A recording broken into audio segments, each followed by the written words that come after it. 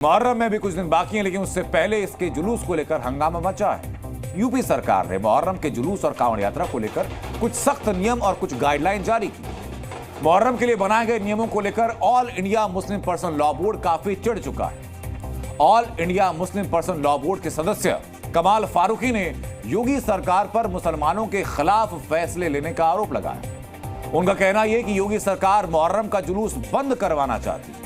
योगी आदित्यनाथ ने मुहर्रम को लेकर एक बयान दिया था, जिसमें उन्होंने कहा कि एक समय था जब मुहर्रम में सड़कें खाली होती थीं, पेड़ काटे जाते थे, गरीब की झोपड़ियां गिरा दी जाती थी, लेकिन अब ऐसा नहीं होगा। याद करिए, इसी मुहर्रम के समय में सड़कें खाली हो जाती थी, सूनी हो जाती थी। आज मुहर्रम आयोजित हो रहा है, इसका पता भी नहीं लग रहा है। ताजिया के नाम पर घर तोड़े जाते थे, पीपल के पेड़ काटे जाते थे, सड़कों के तार हटाए जाते थे, पुल तोड़ दिए जाते थे। आज कहा जाता है किसी गरीब की झोपड़ी नहीं हटेगी। आज कहा जाता है कोई तार नहीं हटेगा। आज कहा जाता है कि सरकार नियम बनाएगी, पर्व और त्योहार मनाना है तो इन नियमों के अंतर्गत मनाओ, और नहीं तो अपने घर में बैठ जाओ। मुहर्रम को लेकर योगी आदित्यनाथ के इस बयान ने all India Muslim personal law board के सदस्यों के गुस्से पर केरोसिन जैसे छिड़क दिया। योगी के बयान पर भड़के कमाल फारूकी ने कहा कि अगर वो मुहर्रम का जुलूस बंद करवाना चाहते हैं तो उन्हें कांवड़ यात्रा भी बंद करनी चाहिए, रामलीला भी बंद करवानी चाहिए, गुरु नानक जयंती का जुलूस और अन्य धर्मों के जुलूस पर भी पाबंदी लगानी चाहिए। सुनिए जरा। सारे रिलीजियस प्रोफेशंस खत्म कर दो। हम कहते हैं ठीक है, मुहर्रम की बात कर रहा हूं ना। आपको लग रहा है कि मुहर्रम बहुत गलत है, नहीं होना चाहिए, मान लिया आपकी बात, अच्छी बात गई। सब सुनिए, सारी रामलीला, सारे जितने भी गुरुओं के प्रोसेशन निकलते हैं सब बंद हो जाने चाहिए। लड़ाई वर्चस्व की है या धर्म की है? धर्म की लड़ाई है, वर्चस्व की लड़ाई है, कॉन्स्टिट्यूशन की लड़ाई है।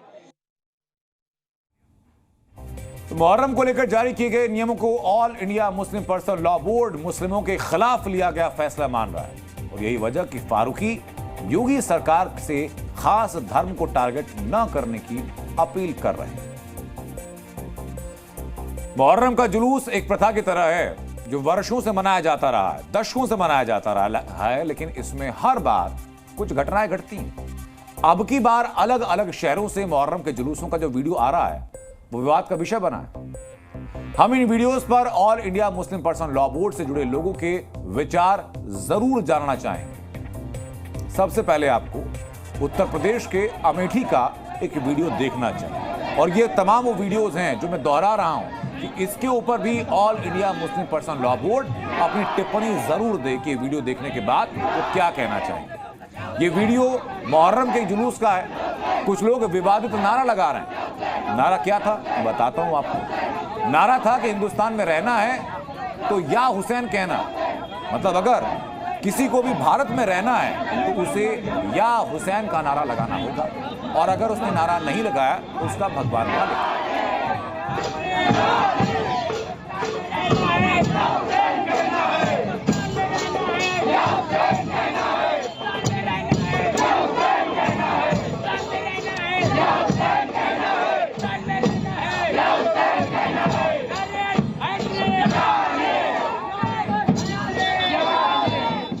वीडियो आपने देख लिया है। क्या आप भी हमारे देश के कुछ मुस्लिम धर्मगुरु और all India Muslim personal law board के लोग इसे धार्मिक आजादी का नाम देंगे? क्या वो गैर मुस्लिमों को दी जाने वाली धमकी भरी नारेबाजी का समर्थन करते हैं? क्या इस तरह की धमकी भरी नारेबाजी मुहर्रम के जुलूस की परंपरा है? सोचिए कि अगर इस जुलूस में ये हथियार भी लहराए गए होते तब हालात क्या बनते? कान्हा मुसाफिर खाना क्षेत्र का एक वीडियो सोशल मीडिया के माध्यम से संज्ञान में आया है।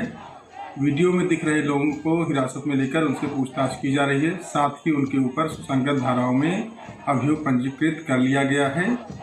वीडियो की भी जांच कराई जा रही है। जो भी आवश्यक वैधानिक कार्रवाई है वो की जाएगी। मुहर्रम का जुलूस इस्लामिक परंपरा का प्रतीक है, लेकिन समय के साथ इसके जुलूस में मातम कम और कई दफा बाहुबल का प्रदर्शन ज्यादा दिखाई दिया। अब स्थिति यह कि मुहर्रम के जुलूस में परंपरा का निर्वहन कम होता है, बल्कि राजनीतिक शक्ति प्रदर्शन ज्यादा होता दिखा है। श्रीनगर के जुलूस में फिलिस्तीन का झंडा लहराकर ये कौन सी इस्लामिक परंपरा निभाई गई, ये हर कोई जानना चाहता है। तस्वीरें आपके सामने। श्रीनगर में मुहर्रम का सालाना जुलूस निकाला गया। ये जुलूस गुरु बाजार से डल गेट तक निकाला गया। बड़ी संख्या में लोग शामिल हुए। उन्होंने मातम से जुड़ी पारंपरिक नारेबाजी की, लेकिन इसी दौरान जुलूस में शामिल कुछ लोगों ने फिलिस्तीन के झंडे लहराए। इन लोगों का फिलिस्तीन से कोई खास रिश्ता नहीं है, सिवाय इसके कि फिलिस्तीन एक मुस्लिम देश है और वो यहूदी देश इजराइल के साथ जंग में। 8वें मुहर्रम का आज जो ताज़ियती जुलूस निकला, जो गुरु बाजार से डलगेट तक चल रहा है, उसमें फलस्तीन के समर्थन में इसी तरह से परचम लहराते दिखे। एक नहीं, दो नहीं, बल्कि करीबन दर्जनों ऐसे परचम जो है वो देखने को मिले हैं, जो जगह जगह लहराते हुए दिखे। और इन शिया समुदाय का कहना है कि वो फ़लस्तीन के समर्थन में खड़े हुए हैं। जो गाज़ा में हो रहा है उसके मुखालिफ वो जो है आवाज़ उठा रहे हैं, और इसीलिए वो फ़लस्तीन का झंडा जो है मुहर्रम के इस जुलूस में लहरा रहे हैं। कैमरा पर्सन अशरफ फ़ानी के साथ खालिद हुसैन, जी मीडिया, कश्मीर। किसी एक देश में रहकर दूसरे देश का झंडा लहराना कोई कानूनी अपराध नहीं, लेकिन आपको हम बताना चाहते हैं कि यह सब कुछ एक सेलेक्टिव एजेंडा के तहत किया जाता है। इस वक्त दुनिया में 3 बड़े युद्ध चल रहे हैं। पहला युद्ध रूस और यूक्रेन के बीच, जिसमें अमेरिका समेत कई यूरोपीय देश यूक्रेन की मदद कर रहे हैं। दूसरा युद्ध 7 अक्टूबर 2023 को इजरायली लोगों पर हुए हमास के आतंकी हमले के बाद शुरू हुआ। यह इजराइल और फिलिस्तीन के बीच चल रहा है। इसमें फिलिस्तीन में मौजूद हमास आतंकियों पर इजराइल हमले कर रहा है। और तीसरा युद्ध आर्मेनिया अजरबैजान के बीच। यह युद्ध पिछले 3 वर्षों में बीच बीच में शुरू होता है और फिर यहां सीज फायर हो जाता है। यानी दुनिया में 3 बड़े युद्ध चल रहे हैं, लेकिन भारतीय मुस्लिम नेता संसद में जय फिलिस्तीन ही बोलते हैं और मुहर्रम के जुलूस में केवल फिलिस्तीन के झंडे को लहराया जाता है। क्या यूक्रेन में लोग नहीं रहते? क्या अजरबैजान या आर्मेनिया में इंसान नहीं रहते? सच्चाई है कि फिलिस्तीन के पक्ष में बोलना और फिलिस्तीन का झंडा लहराना आजकल एक कूल ट्रेंड समझा जाता है। कुछ लोग ऐसा करके इंटरनेशनल पब्लिसिटी पाना चाहते हैं और इसलिए यह सब होता है। पिछले 10 वर्षों में दुनिया के 5 देश देखते ही देखते गृह युद्ध में बर्बाद हो गए। सीरिया, लीबिया, यमन, सूडान और इराक जैसे देश शामिल हैं। फिलिस्तीन का झंडा उठाने वालों ने इन देशों के लिए कभी कुछ नहीं कहा। क्या फिलिस्तीन समर्थकों को इन देशों के बारे में कोई खबर नहीं थी? क्या इन देशों की बर्बादी के खिलाफ झंडे उठाना कूल नहीं था? या फिर ये देश राजनीतिक रूप से महत्वपूर्ण मुद्दा नहीं थे? इन सवालों के जवाब ही फिलिस्तीन का झंडा लहराने वालों की असली मंशा का जवाब है। जी न्यूज़।